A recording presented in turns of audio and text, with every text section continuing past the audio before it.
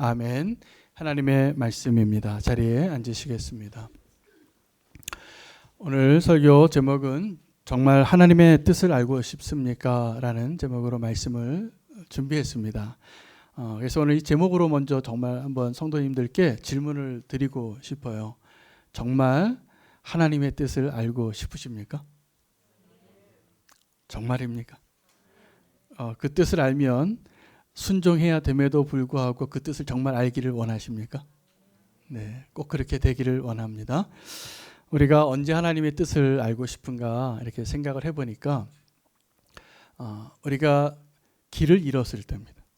갈 바를 알지 못하고 정말 어디로 가야 될지 모를 때 하나님께 기도합니다. 하나님 어디로 어떻게 해야 됩니까? 하나님 뜻을 좀 알려주십시오. 이렇게 기도할 때가 있고요. 또 하나는 우리가 어떠한 일을 하고 싶은 게 있어요. 그리고 내가 이미 내 마음에는 결정을 한 게 있어요.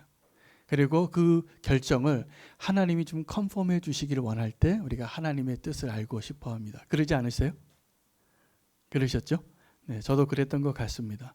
저에게 기도 제목을 요청하러 오시는 성도님들이 가끔 있으세요. 그러면 얘기를 들어보면 어떤 일들을 앞두고 있어요. 아주 중요한 일들을 앞두고 있는데 정말 오른쪽으로 가야 할지 왼쪽으로 가야 할지 몰라서 물어보시는 성도님들도 계시고, 또 기도 제목을 이렇게 들어보면 본인이 원하시는 게 있어요. 그리고 내가 이미 결정한 게 있는데 목사의 컨펌을 좀 받고 싶은 거예요. 그래야지 좀 안심이 되나 봐요. 그래서 여러분, 제가 가끔 성도님들한테 또 모임 가운데서 기도 제목을 물을 때가 많습니다. 근데 그 기도 제목에 대답을 잘 하셔야 돼요. 왜냐하면 이게 지금 내 마음의 수준과 상태를 나타내는 말이에요, 사실은. 여러분, 정말 내가 어떤 것을 원할 때 하나님께서 내가 원하는 것을 허락해 주시고 컨펌해 주시길 원할 때가 훨씬 많습니다. 그런데 사실은 정말 하나님의 뜻을 알고 싶은 자는 하나님의 음성을 듣고 그것을 순종할 준비로, 오직 예만 되고자 하는 그 믿음으로 하나님께 물어야 우리가 축복이 될 것이라 믿습니다. 사실 우리가 불행해지는 이유는 하나님의 뜻을 몰라서 불행해지는 것이 아니라 하나님의 뜻을 알매도 불구하고 그것을 순종하기가 어려워서 불행해지는 거거든요. 예수님께서 십자가에서 달려 돌아가실 때 뭐라고 기도하셨습니까? 아버지여, 저들을 용서하소서, 저들이 지금 자기가 하는 일을 알지 못하나이다. 스데반 집사님도 그 기도하시고 순교하셨고, 그 기도에 의하면 우리는 어쩌면 우리가 여전히 연약하고 죄를 짓고 부족하기 때문에 하나님의 뜻을 차라리 알지 못하는 게 유익이 아닐까. 그러나 그렇지 않습니다. 우리가 하나님의 뜻을 알지 못해서 얻는 유익은 어쩌면 이 기도의 용서에, 예수님의 십자가에서의 그 배려의 기도에서의 유익이 있을 수 있지만, 정말 큰 유익과 축복은 하나님의 뜻을 정확하게 알고 하나님의 뜻대로 순종하는 삶을 사는 것입니다. 아멘입니까? 그 뜻대로 살기를 축복합니다. 오늘 본문은 두 왕이 만났습니다. 한 왕은 북이스라엘의 왕이었던 아합 왕과 한 왕은 남유다의 왕이었던 여호사밧이라는 왕인데, 아이러니하게도 이 아합 왕은 북이스라엘의 역사 속에서 손가락 꼽히는 악한 왕입니다. 그래서 악을 굉장히 많이 행했던, 그래서 여로보암의 길을 쫓고 그보다 더 능가하는 악을 행했던 왕의 이름으로 기록이 되어지는 그 왕이고, 여호사밧은 또 남유다의 왕들 중에서 손가락 꼽히는 선한 왕이에요. 그가 종교개혁을 하고 하나님 뜻대로 살기로 굉장히 선행을 했던, 하나님의 뜻대로 살려고 아주 애를 썼던 왕인데, 이 두 왕이 만난 겁니다. 이 두 왕이 어디서 만나냐면 사마리아 성에서 만나요. 근데 그 만나는 그 장소가 사마리아였고, 만나게 된 이유가 3년 동안 이 아람 군대와 북이스라엘 사이에 전쟁이 없었는데, 이 아합 왕의 마음에 길르앗 라못이라는 한 지역이 아람에게 빼앗겨 있으니까 그 땅을 탈환하고 싶었어요. 자, 그런데 이 땅을 같이 빼앗으러 나갑시다라고 아합 왕이 여호사밧 왕에게 제안하는 겁니다.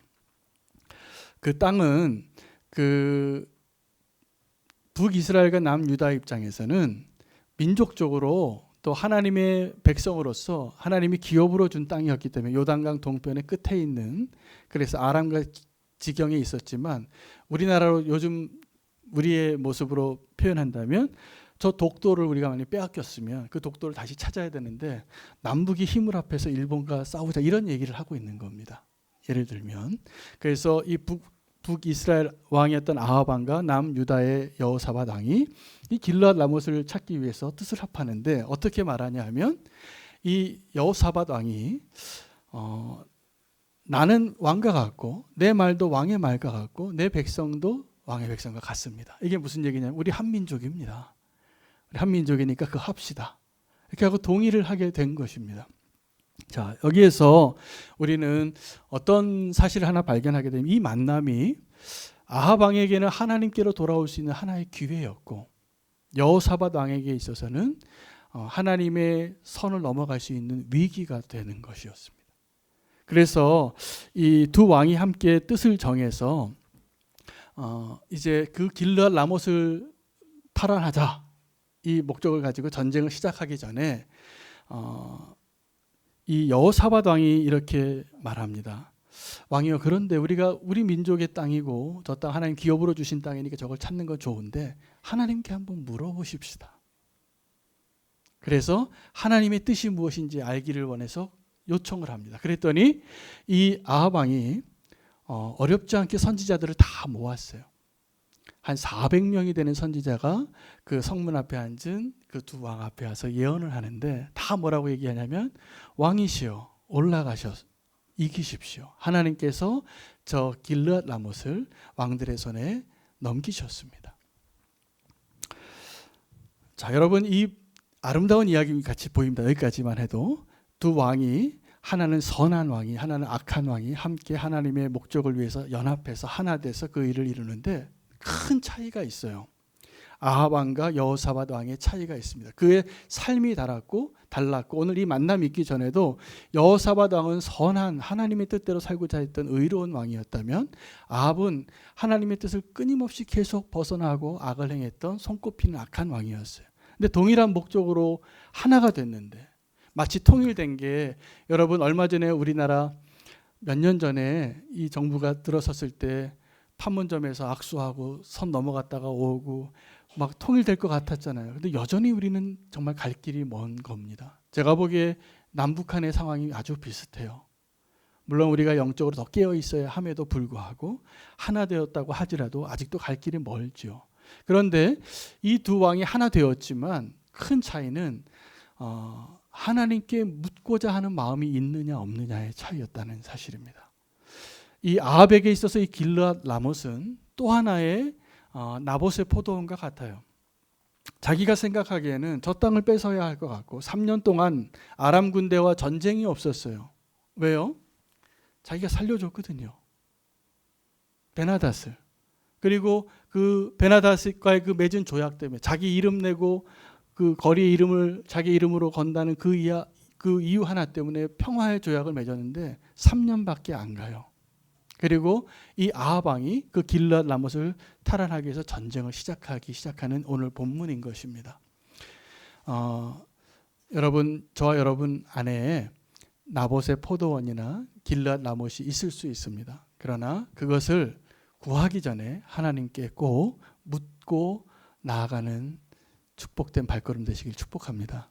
하나님께 물어야 합니다. 그래서 여호사밧이 물어서 선지자에게 물었는데 그 선지자는 다 올라가라는 거예요. 이길 거라는 거예요. 질문이 하나 생깁니다. 이 400명의 선지자가 북이스라엘의 아합 왕 옆에 어디서 있었냐는 사실이에요. 여전히 이세벨이 통치하고 있고 살아있고 여전히 엘리야는 내 대적이여라고 말하는 이 아합 왕 옆에 어떻게 하나님의 선지자 400명이나 있었을까? 저는 이게 질문이 되더라고요. 근데 이 질문의 답을 어디서 찾았냐 하면 갈멜산에서 찾았어요.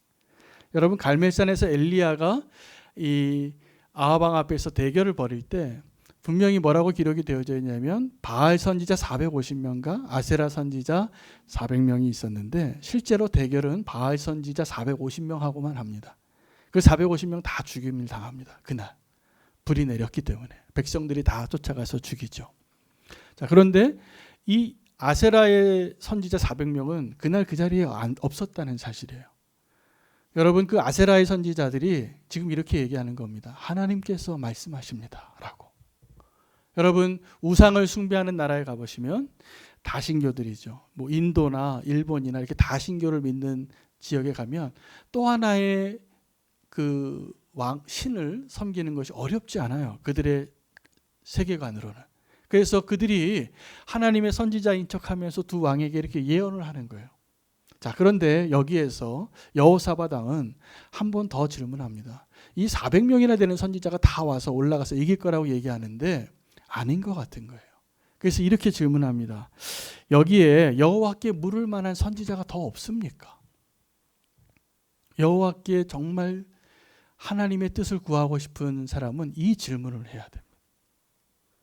400명의 선지자가 다 가라고 얘기해도 정말 하나님의 말씀이 그렇게 얘기하시는지, 정말 하나님의 뜻이 거기에 있는지 물을 수 있는 자가 되시기를 축복합니다. 여호사밧이 그 얘기를 하니까 이렇게 아합 왕이 이렇게 머리 긁으면서 한 명이 있긴 있는데 그러면서 이렇게 얘기하는 거예요. 그 사람이 미가야라는 선지자예요. 그런데 이렇게 얘기해요. 그 미가야라는 선지자가 있는데 이 사람은 나에게 길한 말을 한 적이 없습니다. 나에게 계속 흉한 말, 나에게 반대되는 말, 나를 해롭게 하는 말만 하기 때문에 내가 그를 미워합니다 라고 표현을 해요. 여러분, 여러분 지금 어떤 사람을 미워하는 사람이 있을 겁니다. 나 저 사람하고 있고 싶지 않고. 그런데 여러분, 지금 저와 여러분에게 필요한 게 어떤 목소리냐 하면 나를 미워하고 내 반대편에 있는 사람의 음성을 들을 수 있는 지혜가 필요합니다. 오늘 그 지혜가 꼭 있기를 원합니다. 저는 요즘 유튜브와 페이스북을 사역을 위해서 좀 활용하고 있습니다. 그래서 우리 교회 홈페이지도 이 유튜브에도 있고 페이스북에도 있어요. 그래서 거기에 우리 컬럼과 말씀을 올리고 거기에 또 클릭해서 이렇게 우리의 교회를 알리는 도구가 되기도 하고요. 저는 그 페이스북에서 대부분 저의 페이스북 친구는 선교사님 아니면 목사님들인데 그분들을 통해서 제가 많이 배워요. 아주 전문가들이 많기 때문에 그 페이스북을 통해서도 많이 배우는 유익이 있는데 제가 이 페이스북을 하다가 섬찟 놀란 적이 있어요. 언제냐 하면 제가 듣고 싶은 이야기만 듣고 싶은 경향을 발견하는 거예요. 아마 여러분도 페이스북을 하거나 유튜브를 하시는 분들은 동일한 경험을 하실 겁니다. 어떤 사람의 강좌나 어떤 의견이나 컬럼이나 이런 것들을 내가 듣고 싶은 사람들의 것만 듣고 있지 않으세요? 아닙니까? 공평하게 다 듣고 계신가요? 근데 제가 보니까 이 페이스북이나 유튜브나 이 회사가 어마어마한 국제 기업이거든요. 근데 아주 무서운 기업입니다. 왜 무서우냐? 이 사람들이 내 정보를 너무 많이 알고 있어요. 내 개인적인 정보뿐만이 아니라 뭘 알고 있냐면 내 정치적인 성향과 내 종교적인 성향과 내 어떠한 사회적인 바운다리에 내가 어떤 사람들과 어울리는 사람인가, 남자인가 여자인가 어떤 성향과 이런 걸 다 파악해서 어떤 일을 해주냐면 이 SNS 플랫폼이 나랑 비슷한 사람을 소개해줘요. 여러분이 알지도 모르게 그것을 계속 보고 있으면 어떻게 되냐면 의견이 이렇게 분리가 되기 시작해요. 근데 분리가 되는 것까지는 좋습니다. 뭐 다른 의견을 갖고 있는 건 너무나 당연한 거니까 다양함이 교회에 다 필요하죠.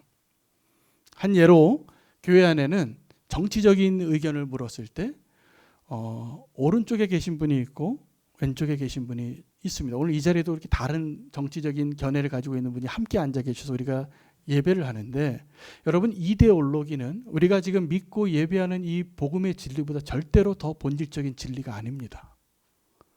근데 우리는 어떻게 되냐 하면 이 이데올로기가 달라지면, 정치적인 성향이 달라지면 상대편에 있는 사람이 미워져요. 지금 이게 심각한 거예요. 그래서 나랑 지금 견해가 다른 사람의 이야기를 들을 수가 없어요. 안 듣고 있으니까. 근데 이 문제가 누구의 문제냐면 지금 정확하게 아합의 문제예요. 이것을 다르게 표현하면 우리가 내가 듣고 싶은 이야기만 듣게 되면 우리의 삶의 방향이 편향적으로 아주 극단적으로 나눠지게 되어지고 서로 미워하게 되더라고요. 여러분, 교회는 그러면 안 됩니다. 교회는 다양한 의견이 있어야 해요. 저는 목사로서 제가 이 자리에 앉아 계신 성도님들의 정치적인 성향을 대충 느낄 수 있어요. 기도하시는 거 보면 알아요. 기도하시면 그 마음이 나오기 때문에. 자, 그런데 교회는 예를 들어서 나라를 위해서 기도할 때도 오른쪽에 있는 견해를 가지고 있는 분이 기도할 때 기도가 달라요. 왼쪽에 있는 분의 기도가 달라요. 그러면 우리는 기도가 어떻게 되냐면 다 필요한 거예요. 저는 어느 한쪽이 진리라고 생각하지 않습니다.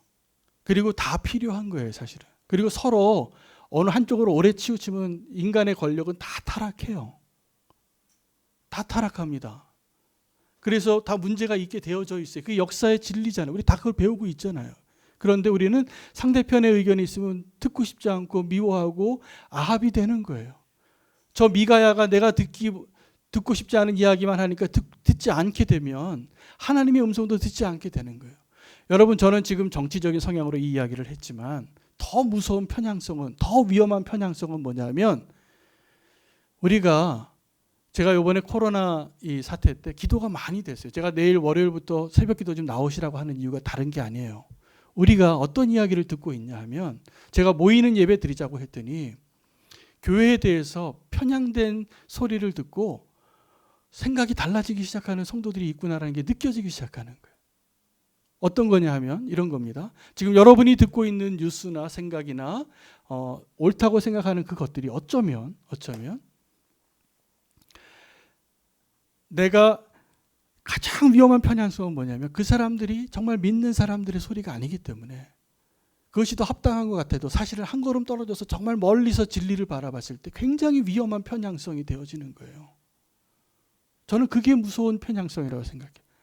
그 사람들이 세상이 하나님을 인정하지 않아요. 하나님을 사랑하지 않고. 근데 그 얘기를 듣다 보면 그 얘기를 계속 듣다 보면 그 얘기에 쏠려서 이렇게 듣다 보면 어느새 교회를 바라볼 때 내가 교회인 걸 잊어버리고 교회를 판단하는 자가 돼버리더라고요. 여러분, 그 편향성을 무서워해야 합니다. 우리가 무슨 이야기, 하나님의 말씀을 더 듣고 하나님의 뜻을 구하는 자가 되시기를 축복합니다. 지금 이 세상의 정치는요, 이 시대가 정권만 한번 바뀌면 또 바뀔 일이에요. 10년도 안 돼서 또 바뀔 거라고 저는 생각이 들어요. 그러나 하나님의 진리는 바뀌지 않아요. 근데 하나님의 진리를 그렇게 편향된 시각으로 듣고 판단하게 되면 우리가 위험해지는 겁니다. 지금 그 일을 누가 하고 있냐면 아합이 그 모습인 거예요. 제가 이 아합의 모습을 보면서 그렇구나. 정말 위험한 편향성은 하나님의 반대편에 서는 소리를 듣는 것이 익숙해진 사람들이 성도가 되어져서 우리의 믿음을 지키는 게 어려워질 수도 있겠구나. 여러분, 깨어있기를 축복합니다. 저는 정치적인 이데올로기가 결코 우리가 지금 믿고 있는 이 믿음의 신념, 하나님의 말씀 진리보다 더 영원한 진리라고 믿지 않습니다.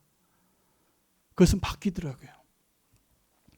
우리가 그런 실패를 하지 않기를 원합니다. 만약에 우리가 그래서 나와 생각이 다른 사람의 의견을 들을 수 있는 귀가 열리지 않는다면 우리는 똑같이 아합과 같은 자가 될 수도 있다라는 생각이 듭니다.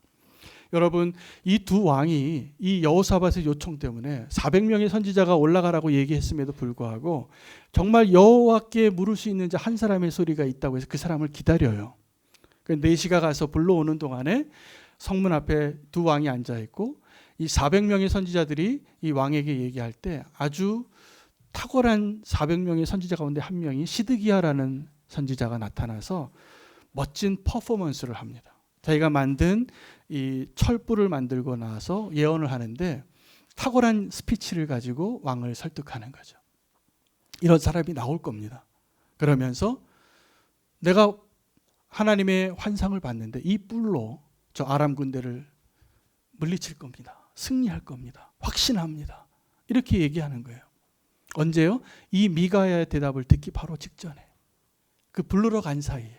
이 미가야를 부르러 간 사람은 또 뭐라고 얘기하냐면 미가야에게 지금 왕이 당신의 대답을 듣기를 원합니다. 그런데 400명이 다 이렇게 이 승리를 길할 징조로 얘기하고 있으니 당신도 그들 중에 한 사람이 되십시오. 종용하는 거죠. 미가야는 어떤 선택을 했을까요? 네, 그 400명이 말했던 이야기와 같지 않은 답변을 하고 진실을 말하는 용기 있는 한 사람이 됩니다. 그리고 그 한 사람의 음성이면 충분해요. 저는 우리는 교회가 정말 하나님의 음성을 듣고 하나님의 음성을 전할 수 있는 그 한 사람과 같은 교회가 되기를 축복합니다. 이전에 그 자리에 빌라도도 있었는데 빌라도도 예수님의 십자가 앞에서 진리를 알았지만 그는 진실을 말하기 전에 알았지만 하나님 뜻을 모른 게 아니에요. 이 사람이 죄가 없다는 걸 알았지만 사형을 언도하기 전에 대야 가져오라 그래요. 그 자기 손을 씻고 나는 이 죄와 상관이 없다라고 면피를 원했지만 면피가 되지 않았습니다. 우리가 오늘도 사도신경 고백했지만 본디오 빌라도의 선언을 통해서 예수님께서 십자가에 달리셨다고 우리는 고백하는 거예요. 결코 여러분, 그래서 어떤 것이 진실이냐면 여러분, 다른 사람이 다 거짓으로 결정해도 우리가 진리로 결정하는 한 사람으로 남는 것이 여러분 제일 안전한 거예요. 그렇지 않을 때 우리는 위험해지는 것이 분명합니다. 미가야는 그 선택을 합니다. 1964년에 제임스 도너번이라는 한 변호사가 자서전을 하나 출간합니다. 이 사람은 미국과 러시아의 냉전 시대에 보험회사를 대행하는 변호사 출신이었는데 한 재판에 연관이 되어져서 나라의 일에 관여하게 돼요. 왜냐하면 스파이를 대변하는 변호인이 된 거예요. 근데 그 러시아의 스파이가 발각이 됐는데 오랫동안 미국에서 정보를 이렇게 넘겨주던 스파이가 잡혔는데 그 사람을 재판에 세우게 됩니다. 왜냐하면 미국이 그래도 우리는 러시아와 같지 않게 우리는 인권을 존중하는 나라다. 이 스파이도 합당한 정당한 재판 절차를 통해서 판단해서 재판 내리고 사형시키겠다. 이런 의도를 가지고 있었습니다. 근데 이 사람이 그 스파이죠. 러시아 스파이를 이렇게 변호를 하고 알아가는데 한 사실을 발견해요. 뭐냐면 그 스파이 이름이 루돌프 아벨이라는 사람인데 이 루돌프 아벨이 자기 조국을 배반하지 않는 거예요. 이제 체포가 돼서 이제 불라 당신이 누구냐 무슨 정보를 넘겼냐 이거를 캐낼 때 끝까지 변절하지 않는 걸 보면서 이 제임스 도너번이라는 사람이 이 스파이의 진정성을 느껴요. 그리고 진짜 우정이 생겨요. 그래서 이 사람을 살리고 싶은 거예요. 그렇게 재판을 하는데 그 재판이 진행되면 될수록 이 사람은 나라의 매국노가 됩니다. 제임스 도너번은. 왜요? 지금 이 냉전 시대에 이 우리나라의 국익을 해치는 이 스파이가 잡혔는데 왜 그 사람을 변호하느냐? 그 사람 당장 교수형을 쳐야 되는데. 그래서 어떤 일이 생기냐면 이 가정에 돌멩이가 날라오고 사람들이 창문에 총을 쏴요. 아이들은 밤마다 엎드리고. 정말 어려운 시기를 보내는데 이 도너번이라는 변호사는 그런 일을 겪을수록 양심의 목소리에 더 타협을 할 수가 없는 거예요. 정말 대단한 분이시더라고요. 이분이 이야기가 자서전으로 1964년에 발간됐는데 2015년에 스티븐 스필버그가 이것을 가지고 영화를 만들어요. 톰 행크스가 주연이었고 2015년에 만들었는데 영화 제목이 스파이 브릿지라는 영화인데 흥행엔 실패했어요. 근데 아주 감동적인 영화예요. 한번 보시기 바랍니다.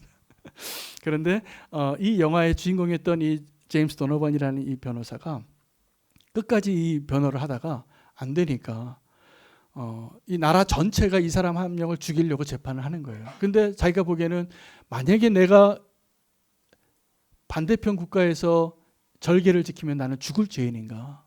그 나라의 유익과 한 사람의 인권을 놓고 고민하다가 이 사람 한 사람의 인권을 지키기로 결심한 사람이 되는 겁니다. 이 도너번이 판사에게 판결을 하기 전날 찾아가요. 선배겠죠, 법조계. 그래서 판사님, 우리나라도 이제 스파이를 보내고 있는데 이 사람은 살려둡시다. 그렇게 제안을 해요. 그러면서 교수형이 아니라 무기징역을 선고해 주세요.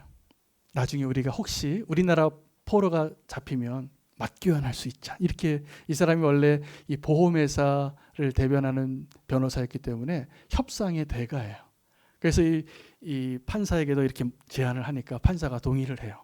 그래서 이 전부 다 그 배심원들은 유죄입니다라고 결정하고 이제 형량을 내리는 게 판사 일인데 판사가 사형이 아니라 무기징역을 내리더라고요. 그리고 이 사람이 살았는데 실제로 그 얼마 안 있어서 미국의 항공사 한 명이 격추되면서 러시아에 포로가 되는 거예요. 그래서 이 사람과 맞교환을 하게 되는 일을 하는데 이 사람이 이 재판의 변호만 한 게 아니라 실제로 이 인지를 교환하기 위해서 정부는 나서서 할 수 없으니까 개인의 자격으로 그때 당시에 동독과 서독이 막 갈라지고 정말 혼란스럽고 생명이 위협되어지는 그 자리에 이 사람이 들어가요. 그리고 그 공군 파일럿을 구해오고 독일에 억류되어 있었던 예일대학교 대학생 한 명도 같이 맞교환을 해요. 1대2로 교환을 하는 일을 성공해내요. 이 사람이 정말 협상을 잘해서 그 상대방의 그러한 모든 조건들을 다 파악하고 국익을 위해서 이렇게 애국자가 되는 겁니다. 그리고 이 사람이 실제로 나중에 쿠바에 있는 수천 명의 사람을 인지를 교환하는 일까지 성사해내요. 대단한 인물입니다. 근데 그 사람이 그렇게 대단한 일을 할 수 있었던 것은 한 사람을 향한 가치를 포기하지 않고 자기가 그 진실을 다른 사람들이 막 돌라오고 총을 쏴도 온 국민의 공공의 적이 돼도 그것을 바꾸지 않는 그 진실을 말할 수 있는 용기와 힘이 있었더라고요, 이 사람이. 여러분, 저는 교회의 모습이 앞으로 어떻게 돼야 되는가 생각할 때 정말 우리가 생각하기에 진실을 타협하지 아니하고 하나님의 뜻을 구하여 알고 그것을 말할 수 있고 그것을 들을 수 있는 자로 서 있다면 저는 그때가 정말 교회가 세상을 향하여 목소리를 내고 영향력을 끼칠 수 있는 때가 될 것이라고 믿습니다. 진실을 말할 수 있는 준비가 되셨습니까? 되셨습니까? 네, 진실을 말하면요, 요즘 저와 여러분이 사는 시대에는 고난이 와요. 이유가 두 가지입니다. 이 진실을 말하는 것이 힘든 이유는 우리가 사실은 별로 진실한 존재가 아니기 때문에. 여러분, 우리는 상황에 따라 다 바뀌는 사람들인 거 아시잖아요. 그래서 우리가 정말 진실을 말한다는 것은 힘든 일이에요. 또 하나는 이 세상이 진실을 원하지 않아요. 그럼에도 불구하고 우리가 가장 안전한 길, 그리고 우리가 가장 소중한 삶을 살 수 있는 길은 진실을 말하는 거고 진실을 듣는 거예요. 여러분, 그러한 사람 되시기를 원하십니까? 정말 원해요. 그 대가가 뭐냐면 이 선지자가 그 진실을 말하고 나서 고난의 떡과 고난의 물을 먹어요. 그리고 이 시드기약의 뺨도 맞아요. 그러나 그가 진실을 알고 있었기 때문에 그 진실을 붙잡았고 말하였고 그 진실의 결과대로 하나님의 역사가 이루어지는 것을 그는 보게 됩니다.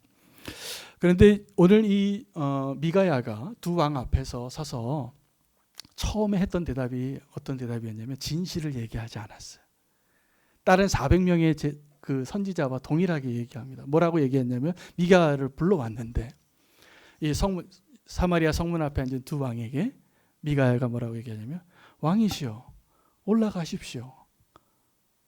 이 길앗 라못을 취하러 올라가십시오. 이 전쟁 이길 겁니다. 하나님 그렇게 말씀하셨습니다. 라고 말하는데 도리어 아합이 뭐라고 얘기하냐면 마치 제가 그 표현을 분위기를 얘기한다면 탁자를 탁 치면서 너 똑바로 얘기 안 할 거야?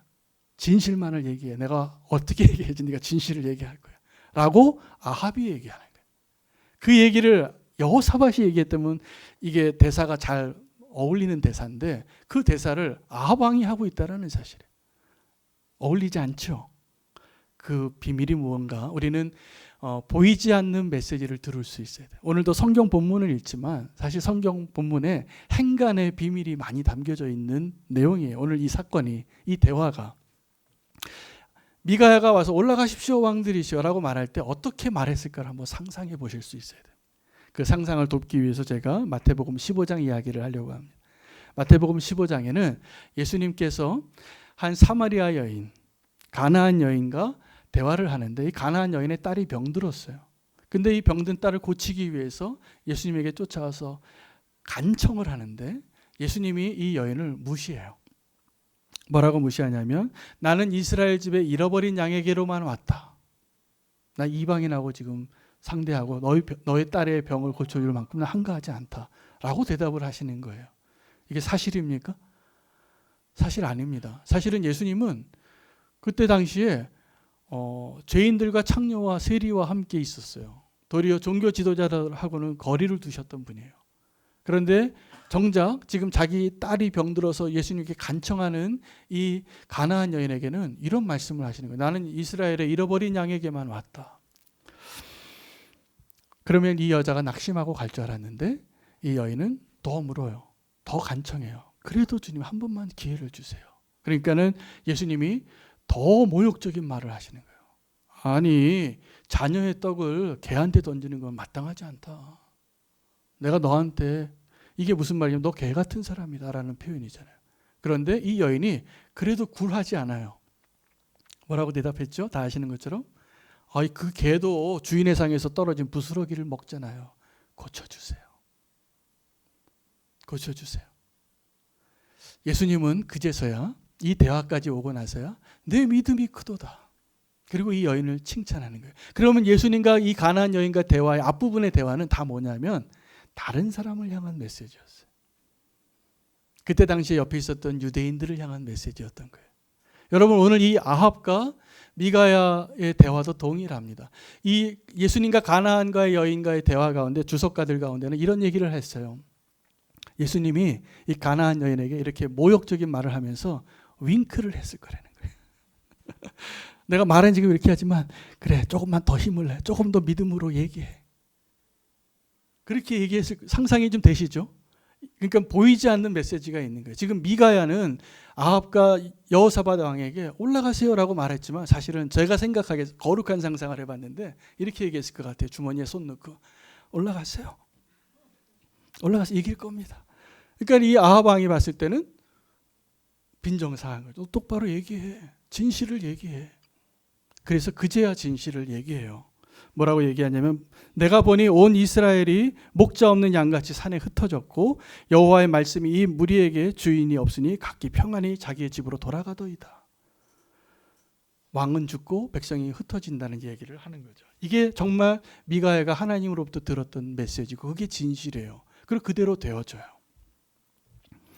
여러분 우리가 그 행간에 하나님의 음성을 들을 수 있는 저와 여러분 되시기를 원합니다. 저는 오늘 말씀이 그러면 하나님 우리에게 주시는 메시지는 무엇인가? 정말 하나님의 뜻을 구하는 자가 되어야 한다는 사실이에요. 여태까지 우리의 기도는 어떤 기도였냐면 하나님 내 뜻이 이루어지도록 나를 좀 도와주세요. 그래서 그 하나님의 확답을 듣기 위해서 간절히 기도하는 그 기도는 엉터리 기도예요. 오늘 저와 여러분이 정말 주님이 원하시는 기도의 자리에 나아가실 수 있기를 축복합니다. 그 기도 가지고 내일 새벽 기도부터 나오셔서 기도하셨으면 좋겠어요. 정말 하나님의 뜻을 구하세요. 정말 우리에게 축복이 있다면 정말 하나님의 뜻을 구하는 자가 되고 정말 하나님의 뜻을 듣는 자가 되어서 우리의 기도가 정말 진정한 축복이 될 수 있으면 좋겠어요. 그게 아니라면 다 가짜 기도예요. 여러분 아합의 모습을 보세요. 그가 여호사밧이 하나님께 묻자고 하니까 물어요. 근데 400명의 선지자의 이야기 듣고 가려고 하잖아요. 혹시 우리의 믿음 가운데, 우리의 예배 가운데, 우리의 신앙생활 가운데 그것이 정말 우리의 신앙의 실체라면 이건 불행한 일이에요. 아합과 같은 거예요. 여호사밧이 되기를 원합니다. 여호와께 묻기를 구하시고 여기에 더 물을 하나님의 선지자가 없는가? 하나님께 나아가서 하나님의 무슨 말씀을 하실지라도 들을 수 있고 순종할 수 있는 그 믿음으로 하나님 앞에 그 뜻을 구하는 자가 되시기를 축복합니다. 하나님의 그냥 뜻을 알기를 원하는 것은요, 사실은 다른 이야기예요. 그것은 저와 여러분에게 결코 축복이 되지 않을 수도 있습니다. 그냥 알기를 원하고 순종하지 않는다면. 근데 제가 오늘 말씀 준비하면서 저의 경우에도 그렇고 많은 성도님들의 경우에 하나님의 뜻을 구하는데 점쟁이 찾으러 가듯이 하나님께 구한다면 이건 우리에게 비극이고 불행입니다. 하나님의 뜻을 정말 구하는 자는 하나님의 뜻대로 순종하는 자리에까지 나아가야 축복인 것입니다. 아합이 아니라 여호사밧이 되기를 축복합니다. 진실을 붙잡으시고 진리를 택하시고 진리를 구하는 기도가 회복되기를 축복합니다. 그것이 진짜 기도예요. 내가 원하는 것을 확인하고 싶어하는 기도는 가짜예요. 엉터리예요. 그 기도에 만족하지 마시고 정말 그 기도의 자리에서 하나님의 뜻을 구하는 여호사밧이 되시기를 축복합니다. 기도하겠습니다.